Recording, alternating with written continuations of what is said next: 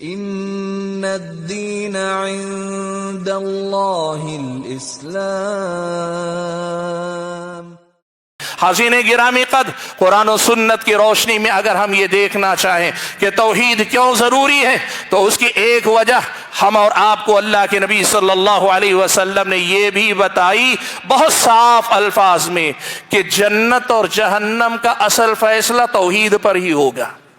جنت اور جہنم کا اصل فیصلہ توحید پر ہی ہوگا۔ اللہ کے نبی صلی اللہ علیہ وسلم سے حضرت جابر رضی اللہ تعالیٰ عنہ روایت فرماتے ہیں، اللہ کے نبی نے فرمایا من لقی اللہ لا یشرک بہ شیئا دخل الجنہ ومن لقیہ یشرک بہ شیئا دخل النار۔ جو اللہ سے اس حالت میں ملاقات کرے، اس نے شرک نہیں کیا ہوگا، وہ جنت میں جائے گا، اور جو آدمی اللہ سے اس حال میں ملاقات کرے کہ اس نے شرک کیا ہوگا، وہ جہنم میں جائے گا۔ جنت اور جہنم کا اصل فیصلہ توحید پر ہوگا۔ توحید کے بعد پھر اعمال ہوں گے، توحید کا عملی مظاہرہ اعمال ہوں گے۔ توحید کے بغیر عمل اللہ تعالیٰ کے پاس جنت اور جہنم کے فیصلے کا معیار نہیں بن پائے گا، اس لیے بھی توحید ضروری ہے۔ حاضرین گرامی قدر، قرآن و سنت میں آپ ڈھونڈیے کہ کیوں توحید ضروری ہے، اس کا ایک جواب ہم اور آپ کو اللہ تعالیٰ نے یہ بھی دیا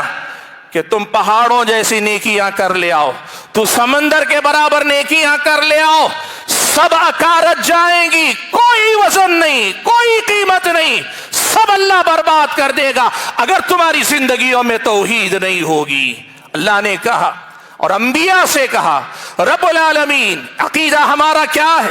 انبیاء معصوم ہیں، انبیاء شرک تو دور کی بات معصوم عن الخطا ہوتے ہیں، لیکن اس کے باوجود اس توحید کی قیمت اور اس شرک کے نقصان کو بتاتے ہوئے اللہ نے کہا، پہلے انبیاء کے بارے میں کہا وَلَقَدْ أُوحِيَ إِلَيْكَ وَإِلَى الَّذِينَ مِن قَبْلِكَ، آپ کے پاس بھی وحی بھی بھیجی گئی، آپ سے پہلے والے انبیاء کے پاس بھی وحی بھیجی گئی کہ لَئِنْ أَشْرَكْتَ، اگر